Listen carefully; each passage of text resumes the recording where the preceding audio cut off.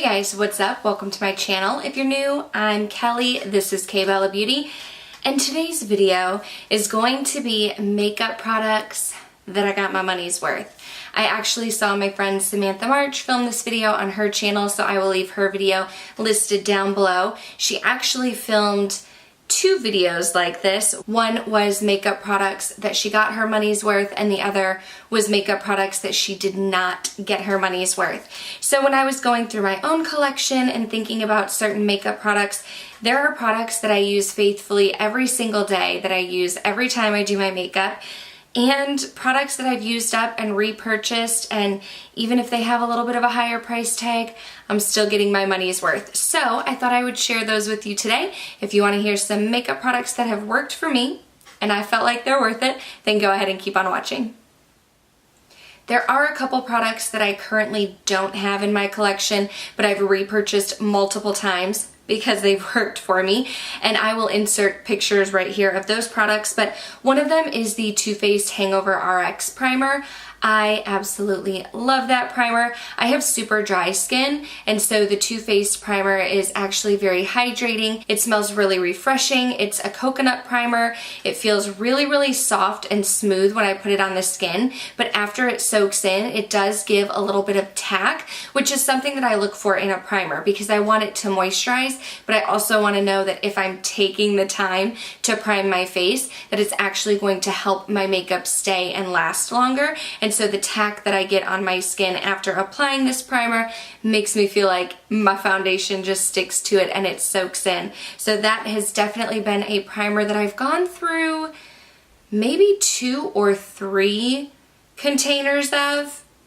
I really like it too because it's not in a jar, it's actually almost in like a squeeze tube, but it does have a pump, so you can pump it out onto your hand and then rub it into the skin. But I also feel like you can like squeeze the product to get every little bit out. So even though the primer is $34, I feel like you get to use up all of the product. Sometimes if you have products in a jar, I feel like it's really hard to get like that last little bit out. But with this primer, you can squeeze it right on out, but there's also still a pump, so you don't have to like dig into it or anything like that. So that has definitely been a favorite of mine, a product that I've gotten my money's worth, and I will probably be repurchasing here in the future. I'm trying out some other primers right now, but like I said, I think I've gone through like 3 of those. I also have 2 foundations on the list because foundations are something that I feel like are really hard for me to use up for whatever reason. Foundations do have a shelf life, I'd say, of about a year. It usually tells you on the bottle. Let me see if I can see on here. There's usually a mark on the bottle that tells you how long your foundation is good for, even though we all usually keep our foundations for a couple years. I want to say it's between the 1 to 2 year mark, and foundations are a liquid, so I mean they do go bad, whereas powder products you can keep them a little bit longer, so it can be really hard to use up a foundation before it goes bad. But there are 2 foundations, one that I have actually repurchased and one that I'm almost finished with. The one that I have repurchased is this guy right here. It is my Urban Decay Naked Skin Foundation. I'm in the shade 3.0. This is definitely very lightweight. If you're much more of a full coverage type of gal, then this would not be the foundation for you. I can build it up to more of like a medium coverage, but I never really can build it up to that full coverage. So I would definitely say stick to this if you like more of like the lightweight natural finish, but this is my 3rd bottle of it. I've finished up 2 full-size jars. You do get 1 fluid ounce, and then I just recently repurchased this.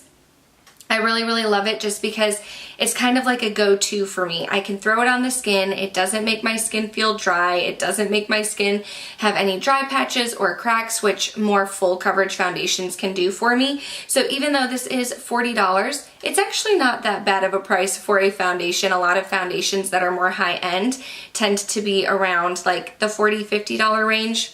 Some of the luxury foundations even get up into the $60 range. So this is $40, much more than you would get at the drugstore. But like I said, I've gone through 2 full sizes and I'm already on my 3rd.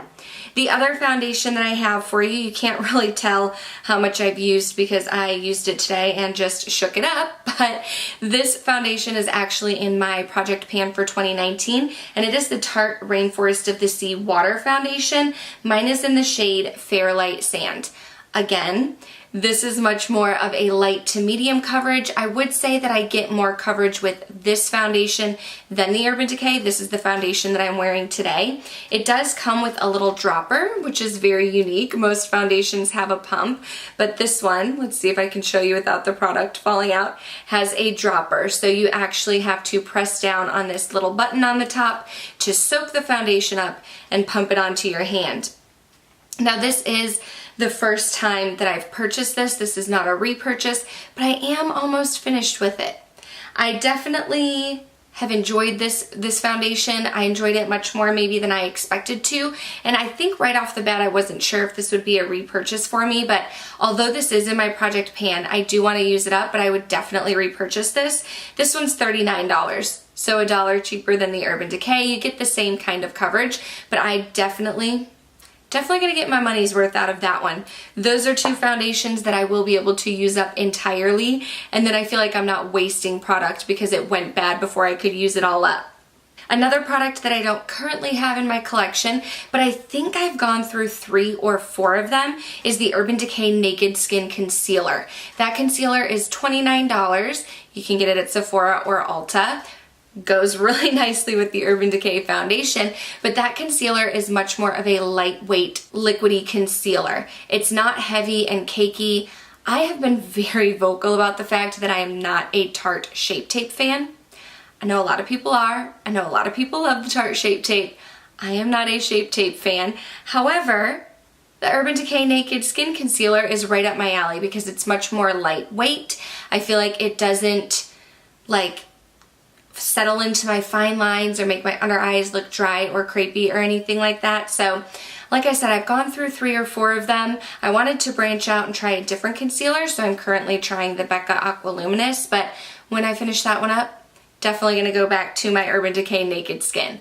Again, you can get cheaper alternatives at the drugstore, but I'm willing to spend the $29 for a complexion face product if it's going to be a product that I can use up and get my money's worth. Okay, I felt like I was very bright in my video, so I just tried to alter the settings and bring the brightness down a little bit. So if the first part of this video I was very bright, I tried to fix it for you guys. The next product I have for you is another face product, and it's actually a powder. Now, like I said, I have dry skin, so I do not use a powder to set my whole face, but I do like to use a powder underneath my eyes just to kind of help my concealer, because like I said, I do have some fine lines underneath there. I don't want my concealer settling into it. So this is my 3rd container of the Laura Mercier translucent powder. This powder is $39, so the same price that you would pay for the foundations that I mentioned beforehand, but you do get 29 grams or 1 ounce, it says. So you do get a ton of product. This is my 2nd full-size jar of it. I did actually get the smaller travel size the very first time I tried out this product because I wasn't sure if it was going to be something that I did enjoy, but used that all up, purchased a full size, used that all up. Now I have my 3rd container, and a little bit goes a long way. So this is a product that I'm not constantly having to repurchase. So even though it's $39 for a powder, I'm able to use this for like a year to a year and a half before I have to go ahead and repurchase it, because I am just setting such a small amount of my face just right underneath the eyes. So it really works for me. Definitely got my money's worth out of that one. If you have seen any of my empties videos, then you know that I go through a ton of MAC Fix Plus. I cannot even begin to guess how many Fix Pluses I've gone through in my makeup career, but it's definitely a lot. This is a $27 Prep and Prime spray. You can use it to prime your face, you can use it to set your face, you can use it just if your skin is feeling a little dry or you've had your makeup on for a while and you want to refresh the skin, you can reach for Fix Plus. I just love it. I just love it. It's very hydrating on the skin. I feel like if my makeup is starting to look cakey or dry, or if my skin feels tight, I can spray it and feel nice and refreshed. It doesn't have a heavy fragrance, and I go through it pretty quickly. I do use kind of a heavy hand with this. I also like it because you can use it to spray your eyeshadow brushes. If you want more of like a foiled look or a foiled lid shade, you can go in with Fix Plus and really amp up your eyeshadow. So you can do a lot of things with this product right here, and I've gone through a ton. I've tried a few other setting sprays, like I've tried the Urban Decay sprays. I tried the Urban Decay B6, the priming spray, and I just didn't really love those the way that I like my Fix Plus. So that has been one that I've gone through several and will continue to do so. I do have a couple more products to share with you. One is a bronzer, and it is by Benefit Cosmetics. It is my Hula bronzer.